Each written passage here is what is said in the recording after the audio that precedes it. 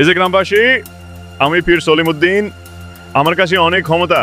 আমার চোখে তাকালেই রোগ সেরে যায়, আমার ফুরে মানুষ ধনী হয়ে যায়। ওমা, এমন পীর তো আগে দেখিনি। আমার তো কয়েকদিন ধরে জ্বর। হুজুর একটু দেখেন না, আমাকে সুস্থ করা যায় নাকি? তোর শরীরে সমস্যা না রে বাচ্চা, তোর আত্মায় পাপ। দেখি তো এবার ভালো হয়ে যাবি। হুজুর হুজুর, কি করলেন? ভালো তো হচ্ছি না, আরো খারাপ লাগতেছে, মাথা ঘুরছে যে।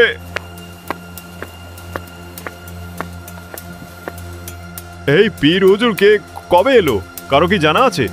এইভাবে মানুষকে ফু দিয়ে সুস্থ করা কি বিজ্ঞানসম্মত? আল্লাহ মানুষের উপর প্রশ্ন তুলিস না, পাপী হবি, তুই নিঃস্ব হয়ে যাবি।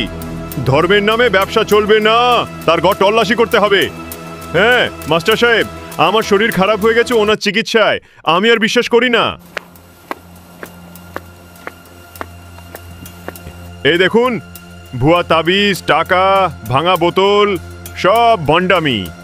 না না, আমি নির্দোষ, আমার বিরুদ্ধে চক্রান্ত। আপনি মানুষ না, বিশ্বাসের নামে প্রতারণা করছেন। গ্রামবাসী মনে রাখুন, আসল ধর্ম মানুষকে ঠকায় না, ইসলাম শান্তির ধর্ম। এসব বন্ডের কারণেই সব অশান্তি সৃষ্টি হয়। এসব বন্ডদের থেকে দূরে থাকুন।